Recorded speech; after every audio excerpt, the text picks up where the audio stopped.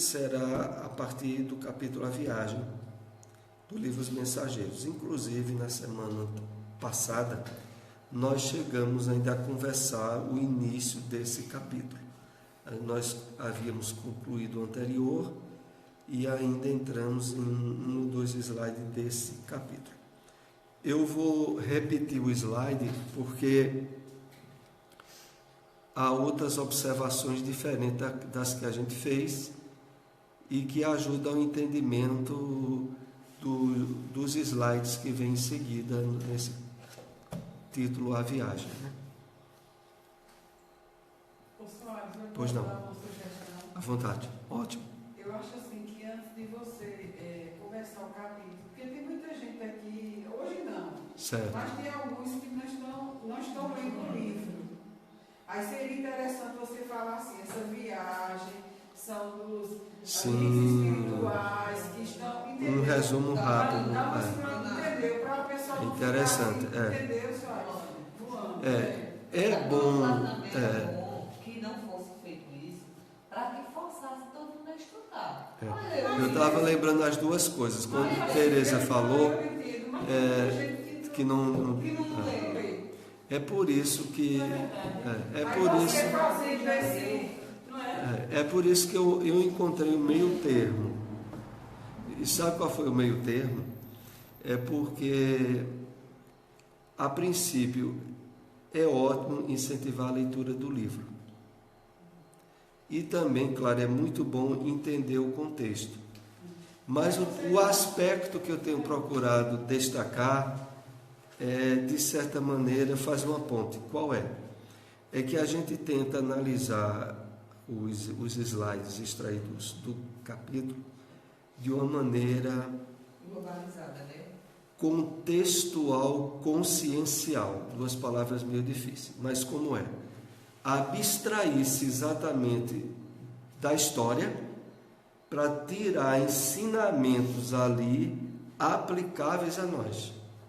Ou a percepção do que está ali ensinado, não como o enredo da própria história que André narra, mas sim como algo que nós temos que refletir, extrair aspectos espirituais que a gente coloca na nossa vida.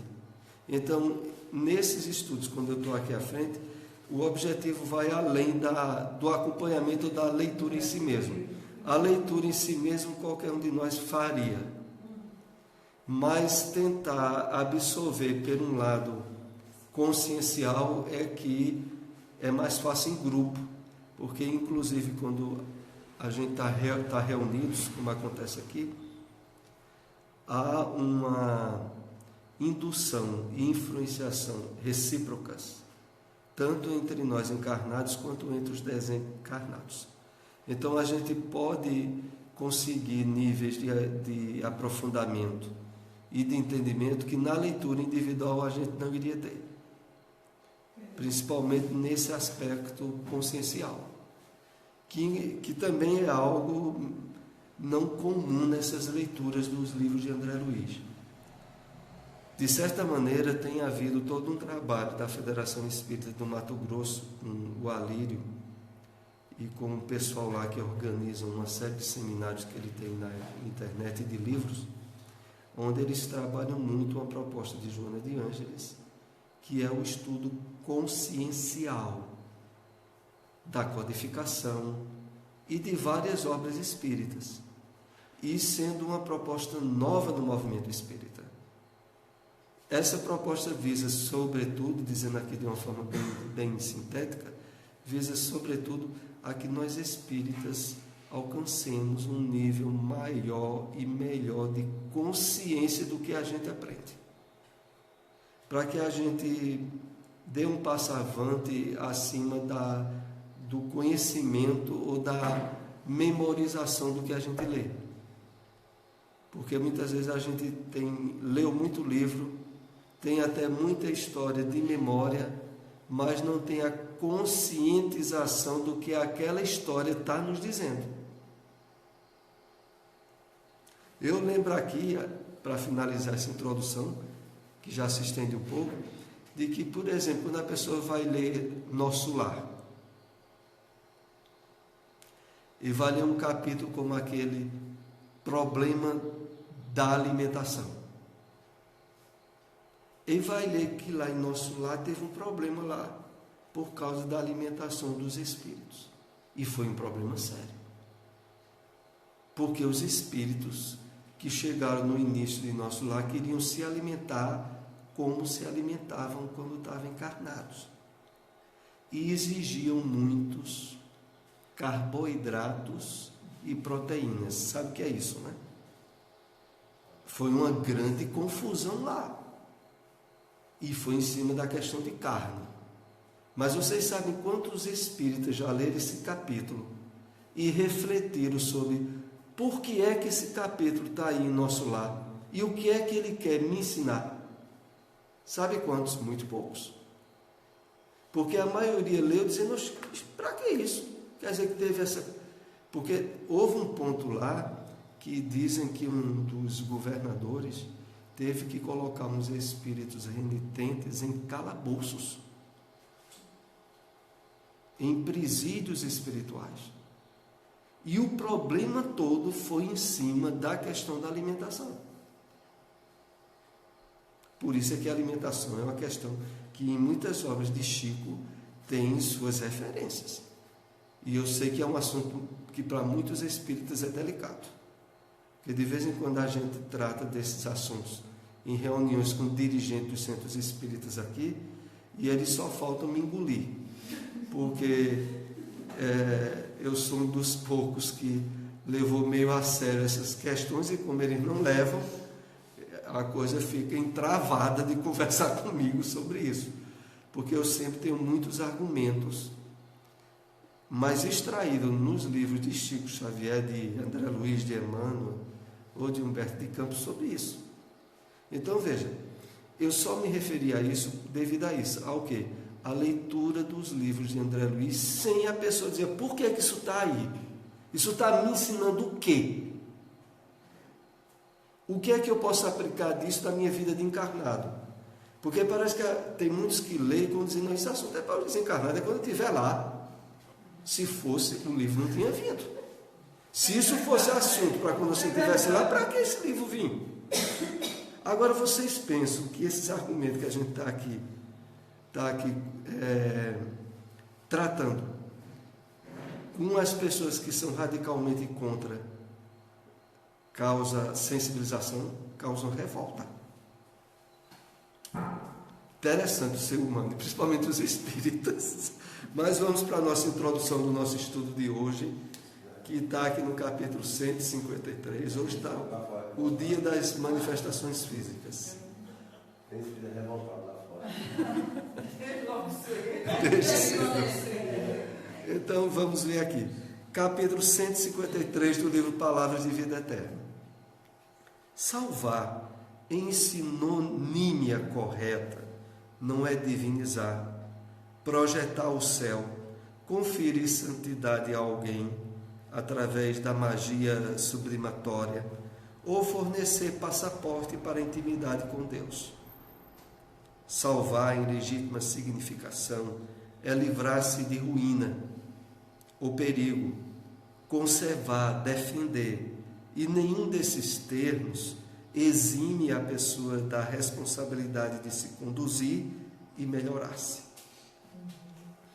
O que eu acho mais interessante nesse texto de Emmanuel é a riqueza de expressão que ele usa para dizer coisas sérias e de forma bem taxativa. Porque o que é que ele está dizendo aqui sobre fornecer passaporte para a intimidade com Deus?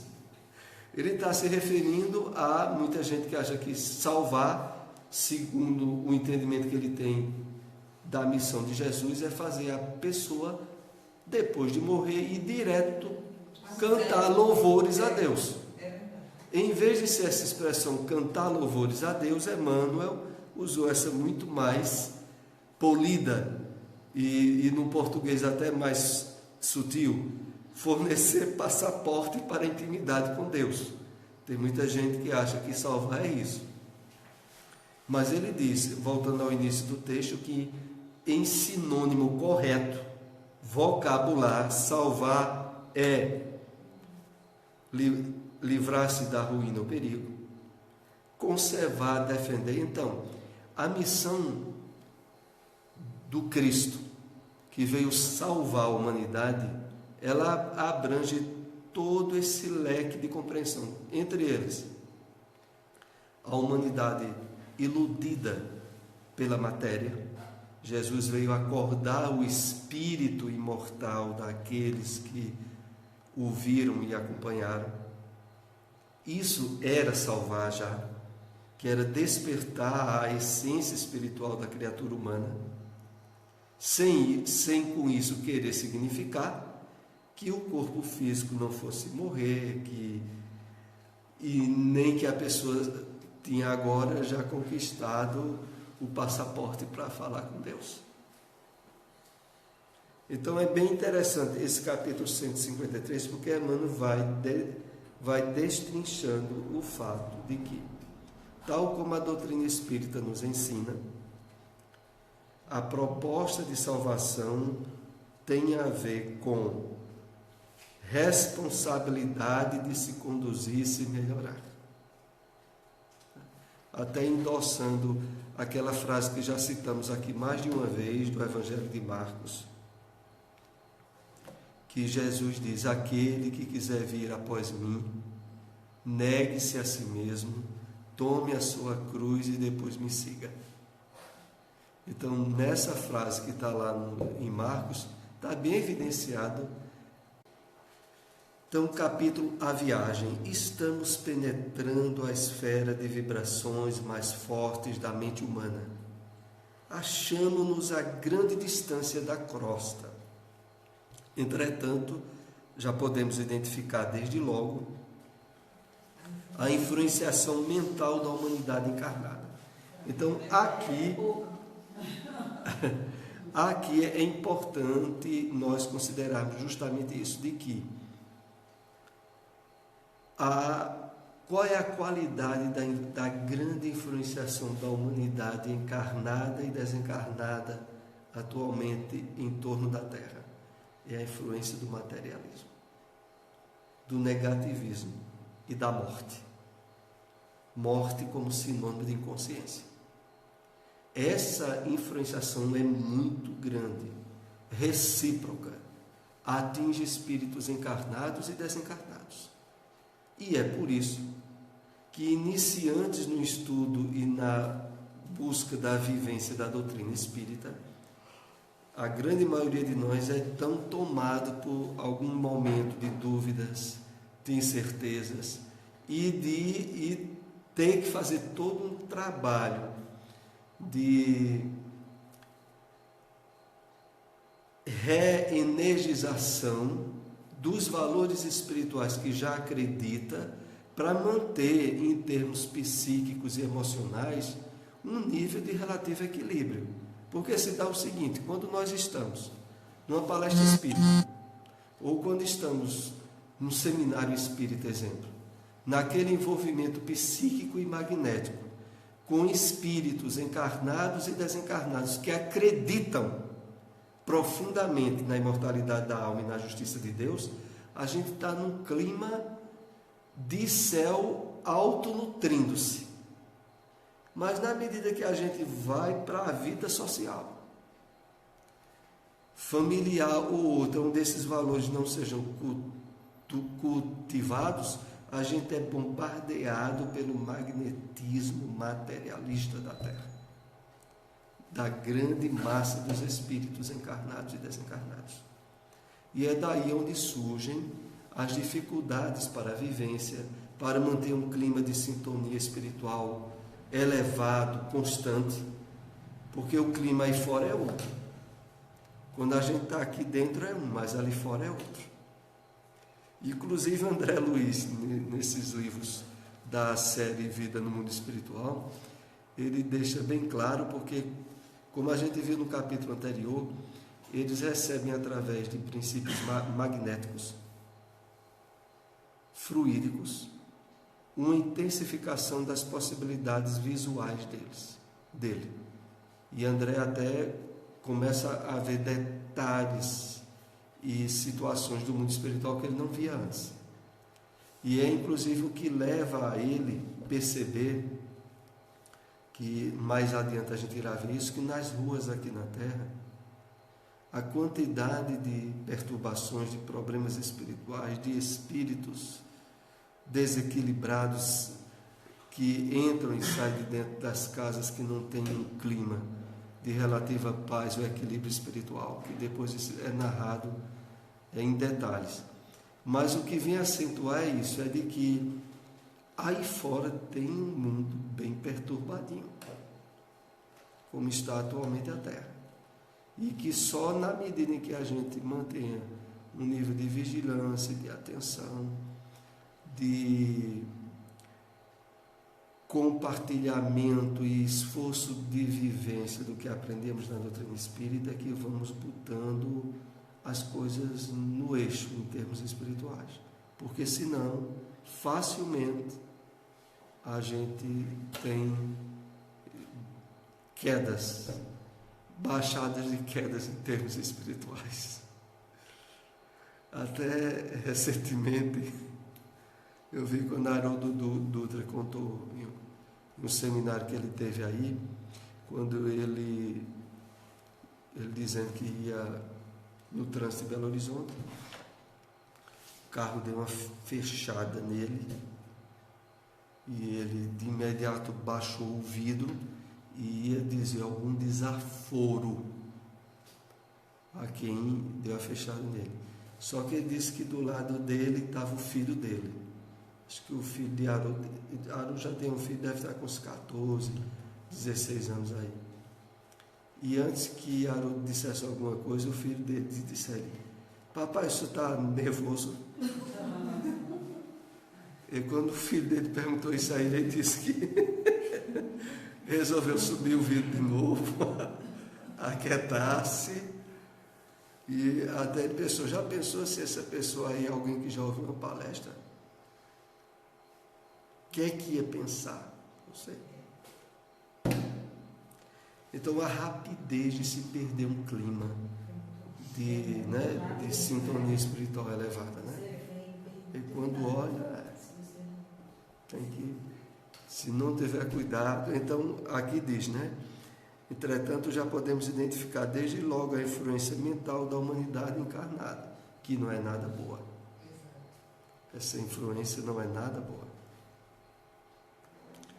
Grandes lutas desenrolam-se nesses planos, e milhares de irmãos abnegados aqui se voltam à missão de ensinar e consolar os que sofrem. Em parte, algum escasseia o amparo divino. Uma das coisas mais, importantes e sutis que eu vi nesses livros de André Luiz, logo quando eu comecei a conhecer o Espiritismo, é a imparcialidade das interferências dos espíritos do bem que André Luiz narra em famílias, pessoas e lares que não são espíritas e que muitas vezes ou a religião não é colocada ou a gente até deduz que é católico, aonde os espíritos em missão do bem vão a determinados lares socorrer, impedir um suicídio, ajudar, e não tem nada a ver com o espiritismo. Então, quando eu li esses livros de André Luiz a primeira vez, eu ficava dizendo, mas menino, e é desse jeito. Porque na realidade a gente é acostumado na religião tradicional ao quê? Ao favorecimento maior da proteção dos anjos à pessoa da religião dali. Só que nos livros espíritas, e principalmente os de André Luiz, há uma imparcialidade explícita no socorro espiritual, que é abundante, mas que não tem nada a ver com religião. Então aqui diz que desenrolam-se nesses planos a milhares de irmãos abnegados aqui que se voltam à missão de ensinar, consolar os que sofrem. Em parte alguma escasseia o amparo divino. Então, há essa atuação imparcial na Terra e é muito bem narrada nos livros de André Luiz. Vamos agora para o slide novo. Esses outros dois já tínhamos comentado na semana anterior. Todo este mundo que vemos é continuação de nossa Terra. Os olhos humanos veem apenas algumas expressões do vale em que se exercitam para a verdadeira visão espiritual. Como nós outros que, observando agora alguma coisa, não estamos igualmente vendo tudo. Então, aqui é o seguinte. Está sendo dito a nós expressamente que, olha,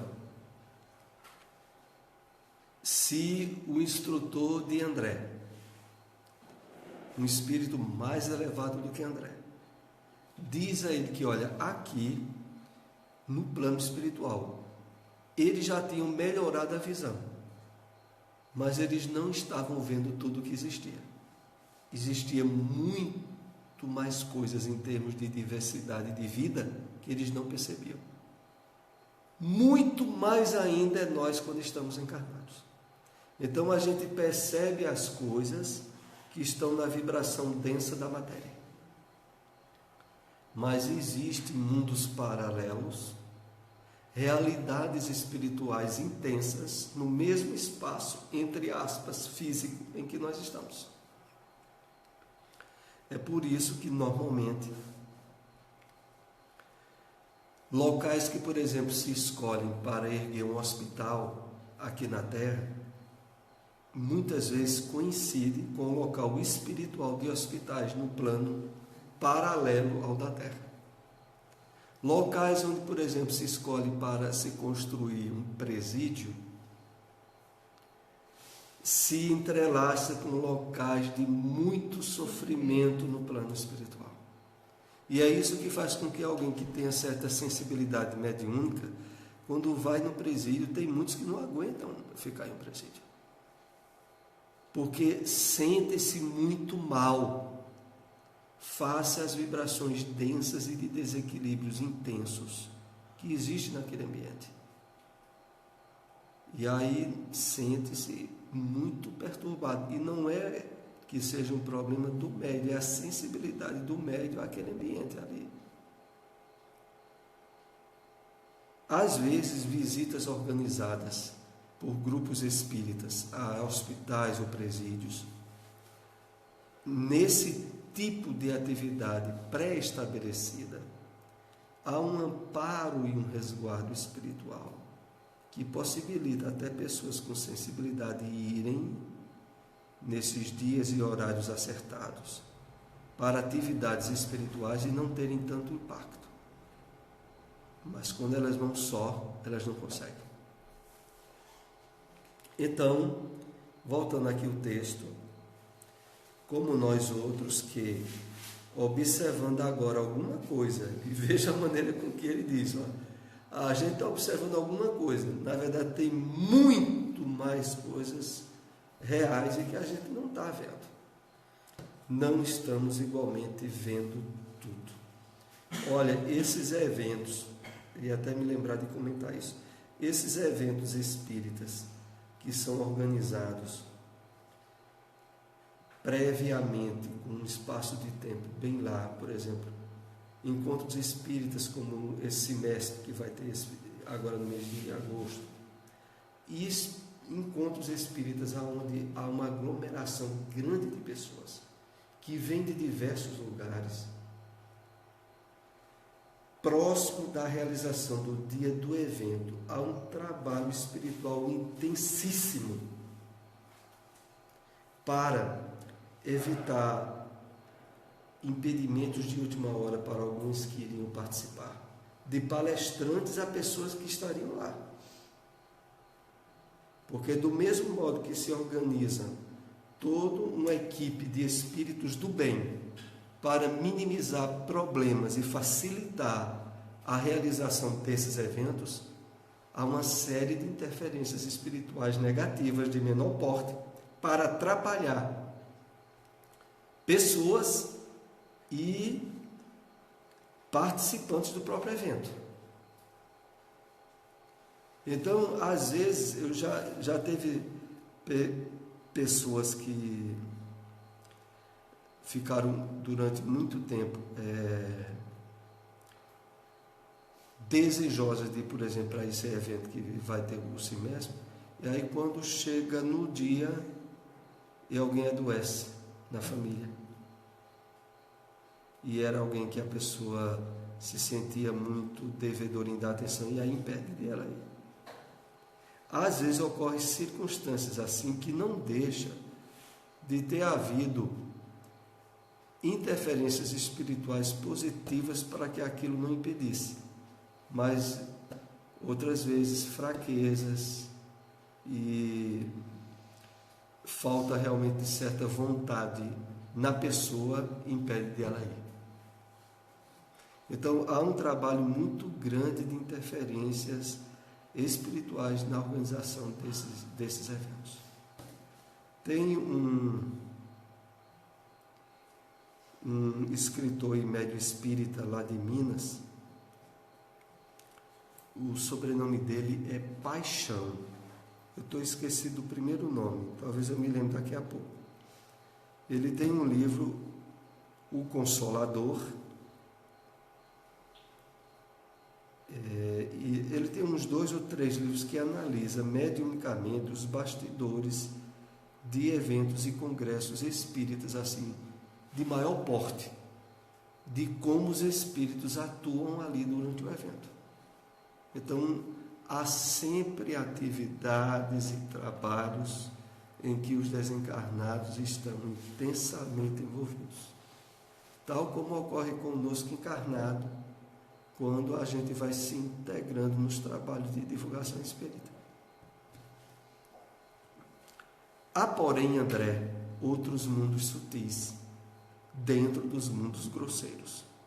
O olho humano sofre variadas limitações, e todas as lentes físicas reunidas não conseguiriam surpreender o campo da alma, que exige o desenvolvimento das faculdades espirituais para tornar-se perceptíveis. Então, aqui mais intensamente, André é esclarecido sobre essa questão de que o nível de percepção do olho humano, do ouvido humano, sofre limitações muito grandes. A questão de alguém que tem mediunidade de evidência, de ver espíritos em determinado ambiente, apenas evidencia isso, de que, olha, ali, e isso também é importante a gente saber, que quando o médium vidente vê um espírito numa reunião espírita ou não, ele está vendo um espírito cuja vibração é possibilitada a percepção por ele. Mas não é que só tem aquele espírito naquele ambiente, tem muitos outros. Só que no campo magnético e de vibração que o médium não percebe. Não é porque a pessoa é médium vidente que ela vê espírito toda hora, em todo lugar. E mesmo quando vê em algum lugar, ela está vendo aquele que a evidência dela possibilita, mas que há inúmeros outros ali, mesmo para o médium vidente. No final aqui diz que exige o desenvolvimento das faculdades espirituais para tornar-se perceptíveis. E aqui a gente pode colocar algum esclarecimento. Que desenvolvimento de faculdades espirituais é essa? Joana de Ângeles já falava há algum tempo naquelas obras da série psicológica, que na medida em que a criatura humana fosse abrindo-se mais às questões espirituais, à realidade do mundo que continua depois da morte do corpo, estaria dando campo ao surgimento na Terra de pessoas para uma vivência de um nível de percepção que iria para lá do nível propriamente mediúnico. que ela chama de homens psi, simbolizando o quê? Pessoas com desenvolvimento de sensibilidade psíquica para sentir e perceber ambientes ou circunstâncias do mundo espiritual que a grande maioria hoje em dia não consegue perceber. Então, na medida em que de fato a humanidade vai evoluindo, ela vai habilitando-se a essa percepção, sobretudo porque essa visão que elas passam a ter é favorecida e é uma conquista evolutiva dela, que pode ser utilizado de forma proveitosa. Alguns até argumentam, e aqui é importante a gente esclarecer, que, poxa, por que é que os espíritos não se manifestam logo de uma forma veemente para a grande massa das pessoas que são materialistas ou que não acreditam? Isso não facultaria com que elas passassem de fato a acreditar, se elas vissem de uma forma ostensiva as manifestações dos espíritos? E a resposta a isso, que em diversas obras espíritas é colocada, é de que de modo nenhum. Se a pessoa não tiver desenvolvido certas aptidões e possibilidades de maturidade espiritual nelas, revelações ou demonstrações de evidência da vida espiritual não lhes causariam nenhum impacto. Pelo contrário, elas entenderiam e digeriam esses fatos dentro da forma acanhada e materialista de observar o mundo. Ao ponto que a gente já ouviu muitas vezes pessoas dizerem expressamente a seguinte frase: nem que eu visse eu acreditaria. Aonde os preconceitos de natureza religiosa ou materialista se impõem de uma forma tão veemente que a pessoa já diz logo: nem que eu visse, se eu visse eu não acreditaria nisso não. E aí vai fazer o quê? Tem que esperar que elas entrem num nível de amadurecimento, né, de desenvolvimento espiritual e psíquico, que essa percepção seja positiva e aproveitável. Se não é, o que é que as leis de Deus fazem? Impedem que a gente veja, porque seria prejudicial se visse. É a providência divina que faculta com que a gente só tenha capacidade de ver, ouvir, interagir no mundo que nos possibilita crescer e aproveitar de fato essas percepções. Então, o alcance que a gente tem dos sentidos físicos propriamente é porque são no nível mais adequado a serem melhor aproveitados. Se víssemos mais, não estaríamos habilitados a aproveitá-los suficientemente.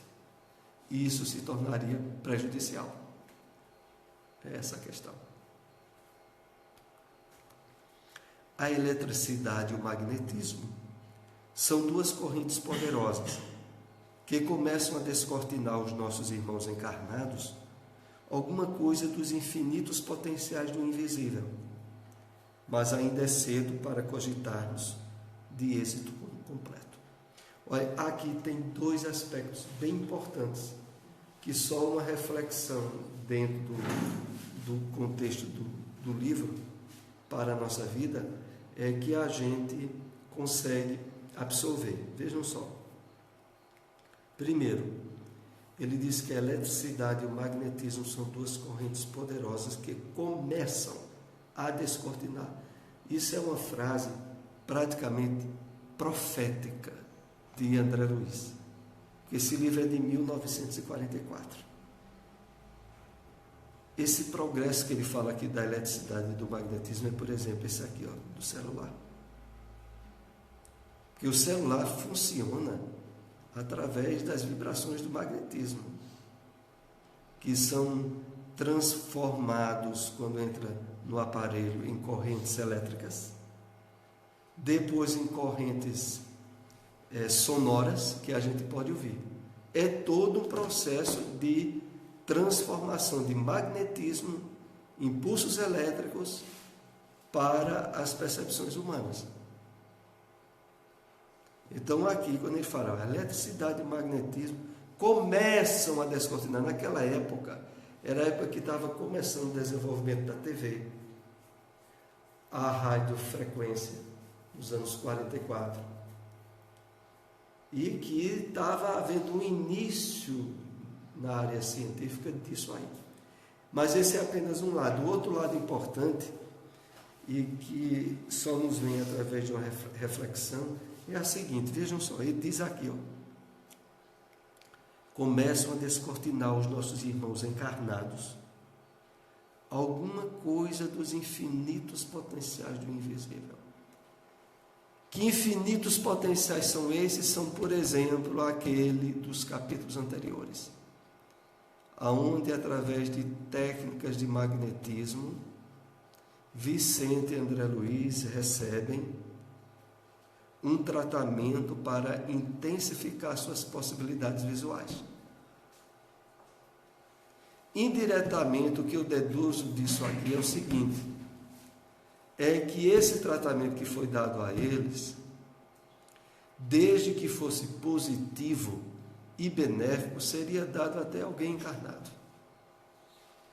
Se não exatamente esse tipo que ele recebeu, mas quanto nós poderíamos, desde que a gente de fato se habilite, a receber recursos espirituais de interferência na nossa vida,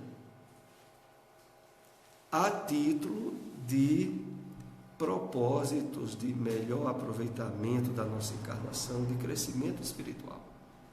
Muitas possibilidades de intervenção dos espíritos, desde que eles percebam e a gente de fato esteja habilitado a aproveitar bem. Porque no caso aqui de André e Vicente, eles receberam esse benefício porque eles vinham em uma atividade socorrista e de amparo aqui na Terra, e que seria muito útil e positivo que eles tivessem ampliados as suas possibilidades de percepção.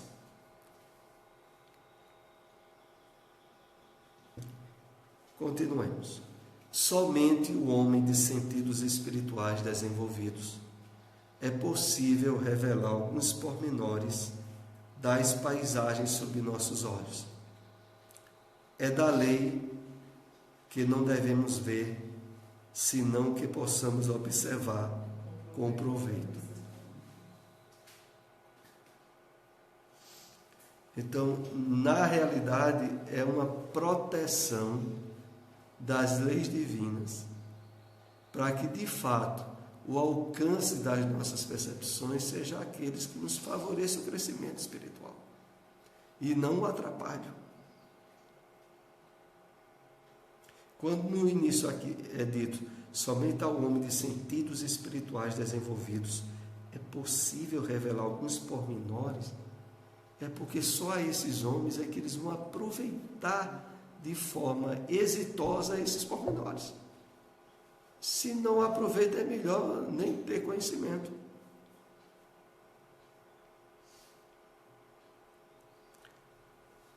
Procuremos interromper os efeitos luminosos do nosso corpo espiritual. Bastará que pensem com vigor na necessidade dessa providência. Estamos atravessando extensa zona a que se acolhem muitos desventurados, e não é justo humilhar os que sofrem.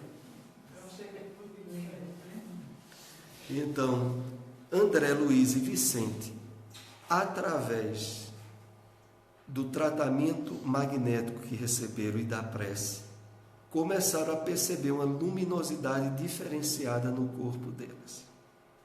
E na medida em que eles se aproximaram de certo lugar ainda de sofrimento, tinha espíritos que fugiam com medo. E é quando eles são orientados, através do pensamento, direcionarem uma condensação uma obscuridade a esse efeito luminoso que eles estavam tendo. O que eu acho aqui também importante, que nos chama a atenção, é que mesmo nós encarnados, temos através da vontade o direcionamento das energias mentais, tanto em termos de luz como de trevas, né? Porque a gente sabe pelos avanços da chamada neurociência que quando nós estamos com a nossa mente ligada a objetivos elevados e sublimes, nós acendemos luzes nos nossos neurônios, vibram energia luminosa. E quando nós damos campo para emoções baixas, ideias ruins, valores perversos, os neurônios nossos na mesma área se obscurecem. Então, tanto para nós encarnados esse apontamento é válido, como aconteceu também com André.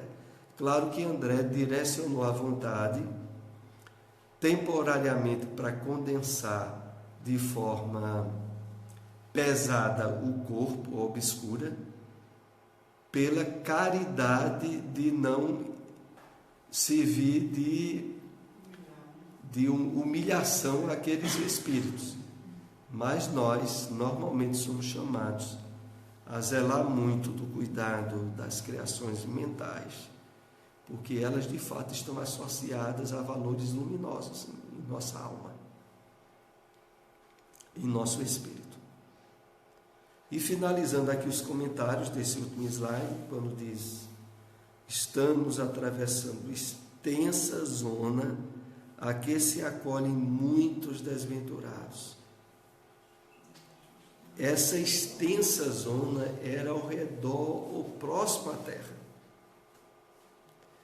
É por isso que normalmente quando os espíritos, na linguagem popular, as pessoas que eram muito boas e que desencarnam, dizem: o espírito dela se elevou e realmente saiu em termos vibratórios da crosta planetária, porque a crosta ao redor da Terra é densa e de dificuldades de viver.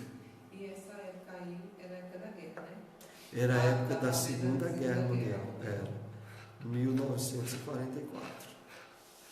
Estava bem densa a energia ao redor da noite. Inclusive, já que André lembrou, nós também estamos vivendo uma época bem difícil, né?